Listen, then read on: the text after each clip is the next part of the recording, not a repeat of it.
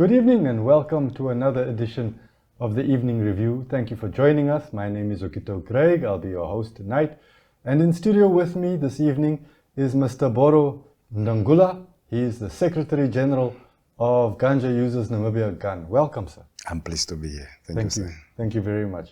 420 has significance to marijuana users all over the world. Can you tell us a little bit about it? Yeah, this day called 420 is actually its long name is International Cannabis Day, but its short name is 420. 4 stands for April and 20 the day, so it means that on the 20 of each of April, the users that are using cannabis gather around the world and they celebrate this day, because this day has a significance in a sense that the students who started this event, which was somewhere in United States, they always used to meet at around 4:20 every day. That was the only time that was available for them, and at that time they used to smoke. So as for their part in doing cannabis activism, they came up that let's come up with a day that can be celebrated as International Cannabis Day. But first they started only celebrating at the universities, and from there it spread from city to city until eventually it spread into the world. So people started celebrating 420 as International Cannabis Day. I see. And here in Windhoek, in Namibia? In Namibia, it have never been celebrated. So that's now where we came in with an idea to say, okay, our brothers and sisters internationally, the users of cannabis, they are again celebrating International Cannabis Day. So why doing not also holiday here in Namibia for the first time? So that's now where we had it on the 20 April. We held it here in Windhoek, and we started at the FNCC and we marched through the Oshpenplatz all the way through the Independence Avenue, all the way up to Oshpenplatz. And the march went well, and the thing is, our march, actually, it was normally when we are marching, we are calling for legalization of cannabis, but this time around, it was something different. We were actually marching in order to raise awareness about the benefits and the uses of cannabis, both medicinal and also economic uses.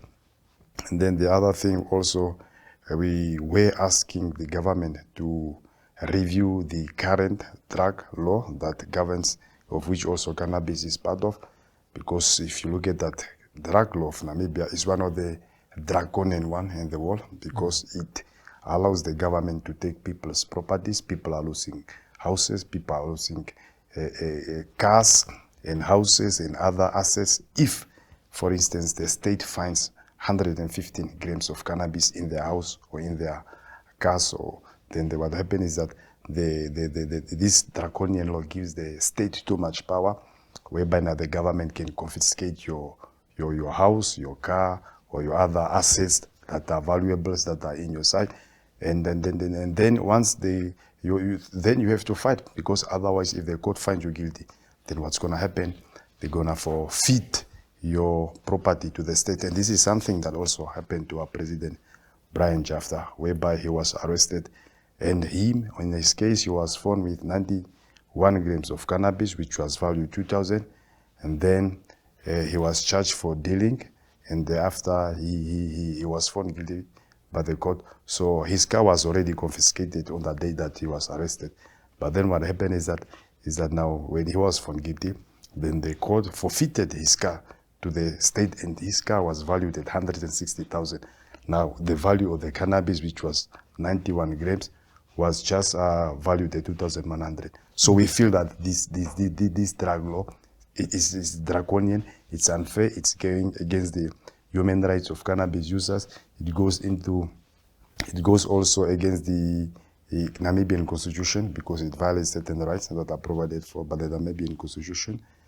And then also thirdly was just to now celebrate the International Cannabis Day, to tell the Namibian as of today and in coming years to come, here we are starting celebrating International Cannabis Day.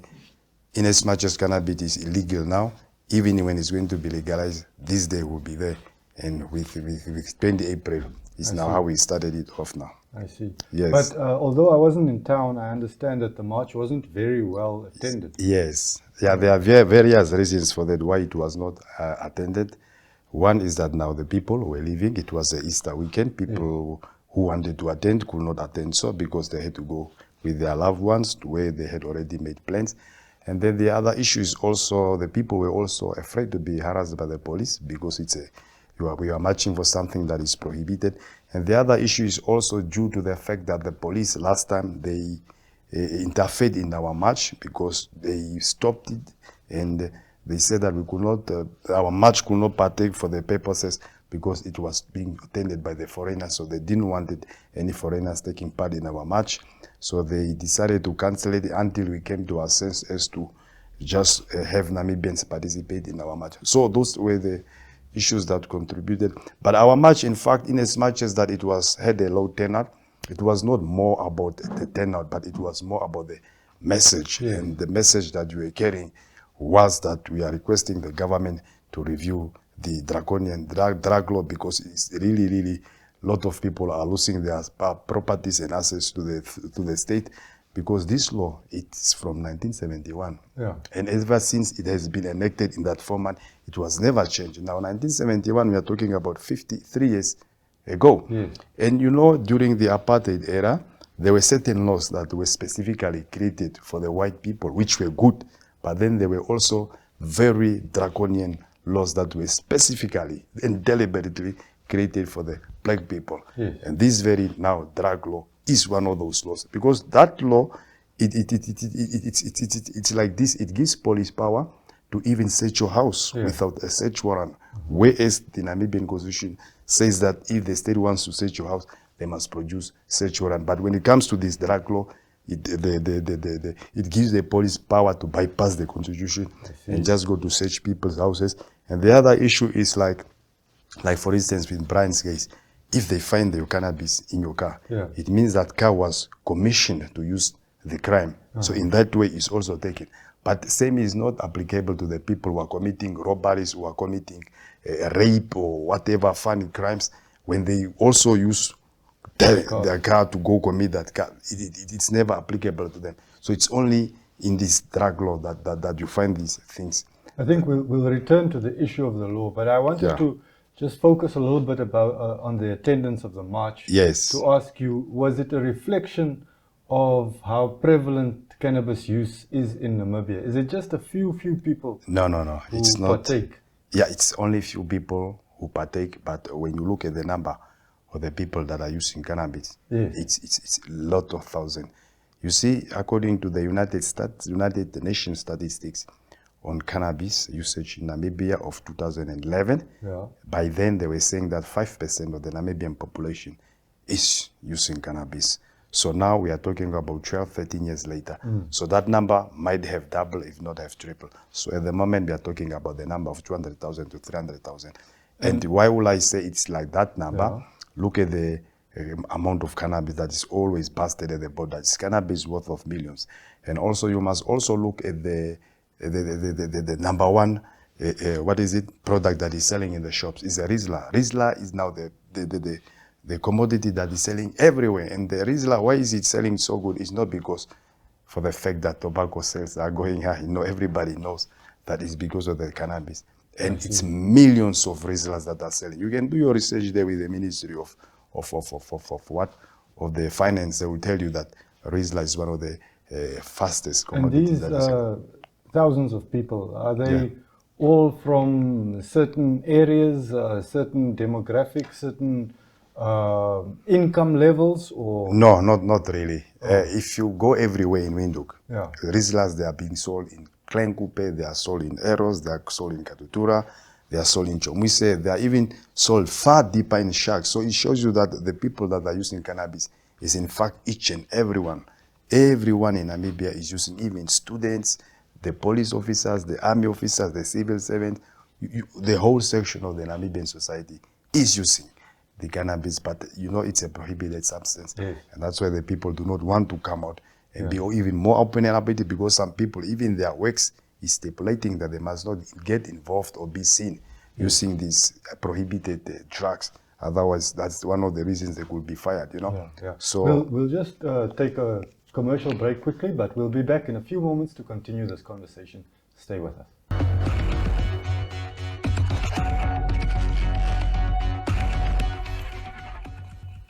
Welcome back to the Evening Review. My name is Oneuptwo Craig. I'm your host.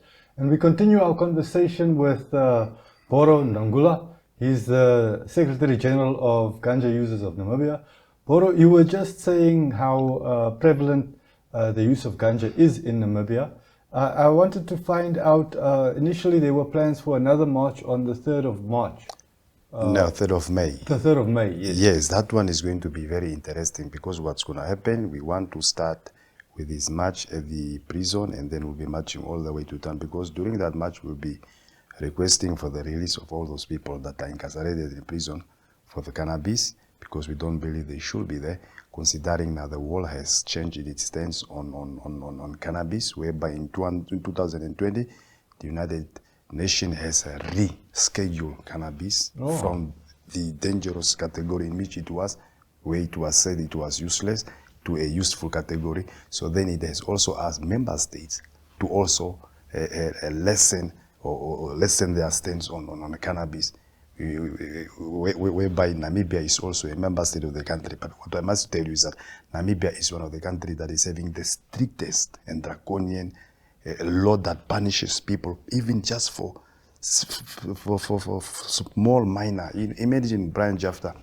being sentenced for 2 years for a cannabis worth 2,000, which is 91 grams. So we are going to hand over a petition to the United Nations, whereby we are going to report our government that they are charging us under a law that clearly violates our human rights, clearly violates the Namibian constitution, and clearly violates the international human rights laws. So we are going to request the United Nations to put pressure on our Namibian government to really change the current drug law because it's making the lives of a lot of people very miserable. Imagine you are working hard for your properties and for your assets only to come to lose them to the state because there was 115 grams of cannabis found in your possession. So we are requesting the UN members to attend to our march, and then we are going to request them to call Namibian government to order. Speaking about Mr. Brian Chafta, he's the president of yes, GAN. yeah, And Rastafari United Front. And the Rastafari United Front. Yes. Yes, and he was arrested. Was that almost 2 years ago? How long ago? Yes. He has served almost 2/3 of his sentence. I see. So it's 1 year and 4 months that he served. I see. Yes. Does he come into? Does he qualify for parole? Yes, sadly enough, Mr. Chafta had qualified for parole on the 15th of February. Oh. But now the National Parole Board is trying to be funny because they have not considered his application for him to get a parole, Okay. even though he's just there for cannabis cases. And I suspect it's because, when he's inside there, he made a case against the prison officials. So maybe I feel that they want to take now revenge on him on that. That's why now when he applied for parole, for which he qualified since February 15, they refuse. So even asked us to follow it up and to go and ask, because whenever he's trying to do inquiries there from inside, it's difficult. Yes. And it's like, to me, it feels like it's being mistreated because even whenever we are trying to go to visit them, we are always told, imagine you book to go to visit them, but when you come there on Sunday, they tell you, no, your booking is not here. So it's like they want to really show him that if you make a case against us while you are here, also going to give you a tough time. That case that he made against them while in prison, that was about cutting off of Yes, it was about hair. cutting off his hair, yes. What is the significance of his hair? Why is it important? He's a Rasta. Yes. And on top of it, he's the president of Rasta. Yes. And the Namibian constitution provides for existence of the Rasta religion. Yes. Article number 19 of the Namibian constitution, it talks about right to culture. Yes. Now for Rasta man to wear dreadlocks is a high significance. It's like rare you find a Rasta who do not have dreadlocks, and their dreadlocks is a symbol of their vow that they give to God to say, Jah, I shall save you for life. And the hair is the proof of that. So by cutting the hair of Rasta is as good as you attack his religion. And the fact that you are even doing it to the Rasta president, it means you have attacked the Rasta religion. So that's how very serious is it. And the prison officials, did they claim that they didn't know, or were they informed? Did they know and just didn't care? No, what happened to Brian Chafta is something that happens to a lot of Rastas who go to prison. Because even me, when I went there, as soon as you arrive, as soon as you are sentenced by the prison, by the court, then the following day, you enter the prison today, the following day, they'll be coming to you, telling you, my brother, this is our prison. In our prison, we do not allow those funny long hair. We give you two options. Either you decide to cut them voluntarily, or we cut them forcefully. And if you are not going to cooperate with us, then what we're going to do is that we're not going to get any visits. And imagine I'm going to be there for 2 years and no visit. So most of the people, they just give in. Yes. Not voluntarily, but because of this psychological threat that the prison authorities are using. I understand. Yeah.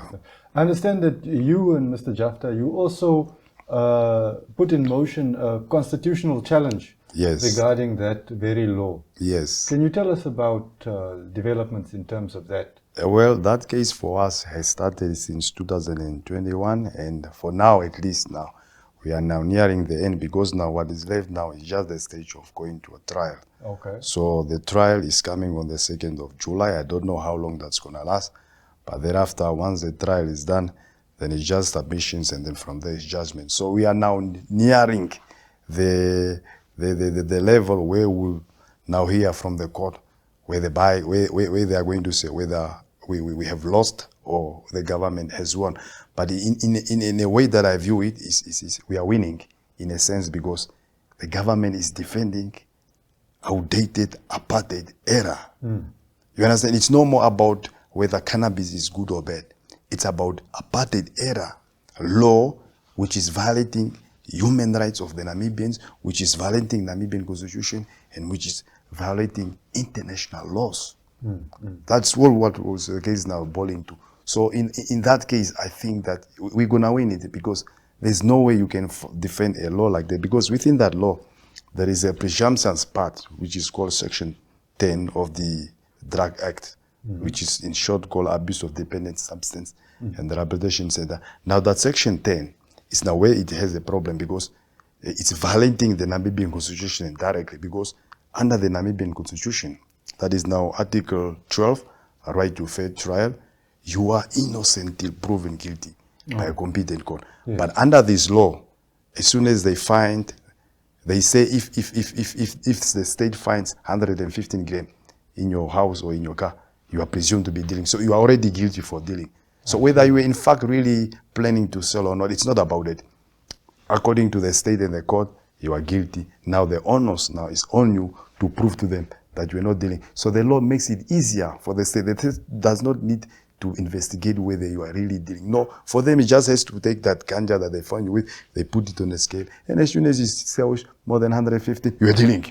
That's it. I see. Yeah. Tell me, in our perception of Rastafari, we also often see that there's a rejection of the conspicuous consumption culture, the culture of accumulating lots of things. We don't associate Rastafari with having lots of possessions, being very rich.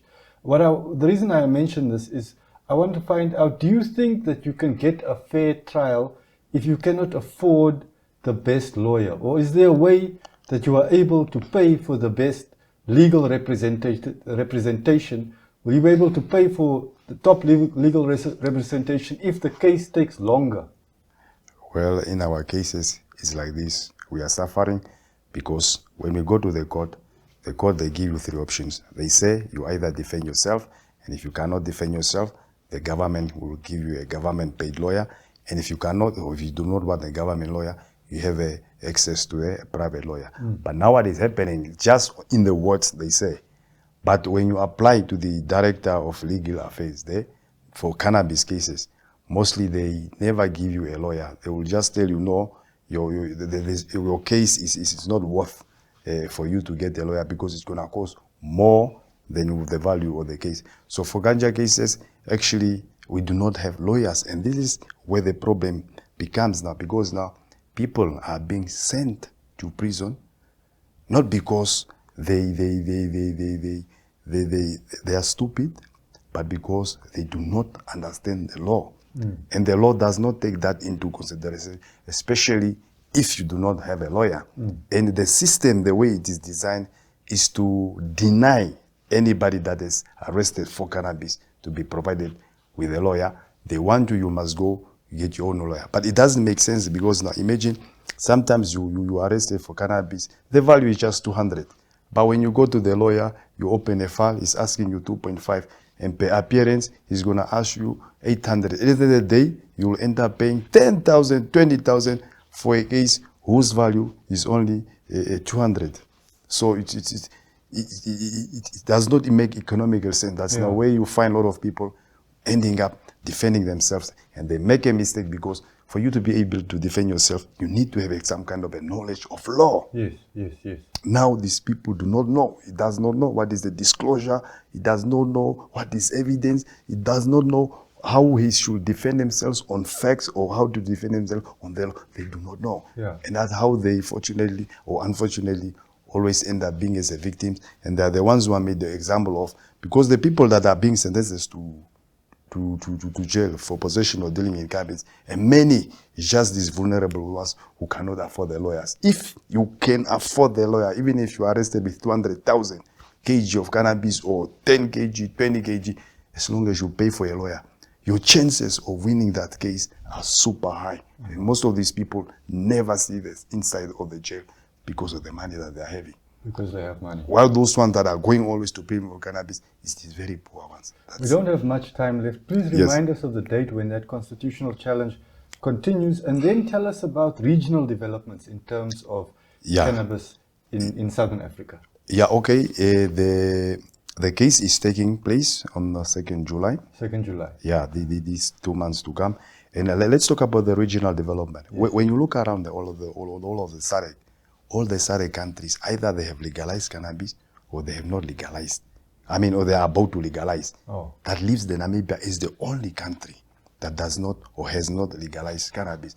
So now, if you see all the SADC countries are legalizing cannabis, it's because they see something good in it. Yes.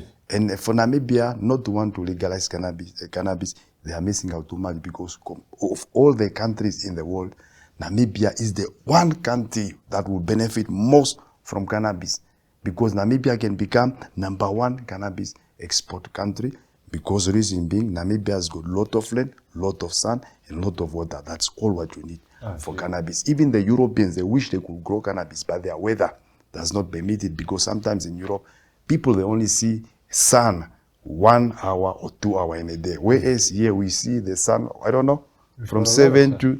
And it's like that every day. But what do you think is the reason why our government is so against cannabis? No, it's our own primitive thinking. The people that are leading us, their understanding of cannabis is very primitive, and is relying on misleading information, and also on lies. And this information that they are relying on mostly is not even scientifically, it's not scientifically, or it's not even medically proved. It's just that their own assumption, or their own understanding from their own observation, how they've seen maybe one person, how he was behaving on having consumed cannabis. Because cannabis is not for everyone. Out of the 100 people, 1 person will go mental or something, but only 1%. Most of the people is not like that. So they are judging, according to that 1%. Okay. Yes. Perhaps share with us your vision for the future. How would you like things to be in Namibia in terms of cannabis? Well, when it comes to the issue of human right, cannabis is also a human right. So the government, yes, they cannot tell us how to dress, what to eat, what to smoke, what to drink. Equally also is to cannabis. It should be an individual decision for people to decide, do I want to use cannabis or do I not use cannabis? Not for the government to come and tell me, you cannot use cannabis. It's going in violation of my rights. And there's nothing really bad about cannabis. The old view that we had that is very harmful, it has been defeated by the United Nations. They've said it's not as harmful as we used to think. We are sorry about it. Change your drug laws to lesser and reschedule cannabis. Our government has been told so, but now it's now 2024, 4 years, and up to now they have not done anything, and they are sending innocent people to prison. And imagine now, to keep one person in prison, it costs government 1,000 per day. So per month is 3,000, and per year is 36,000. And in 2 years, like for instance, Brian Chafta, it means if they keep him there up to October, it's going to cost the government $72,000. And what is the value of the crime? 2,100. Yeah. So we have a problem in terms of thinking. We are losing too much money for nothing for cannabis, whereas we could make more money if we legalize it. Thank you very much. Thank Always you very welcome. much. And thank you all for joining us on another interesting edition of the Evening Review. We keep the conversation going. Tomorrow we'll be discussing something else. So please join us again, and please keep track of the legal developments in this important issue. Thank you very much and good night.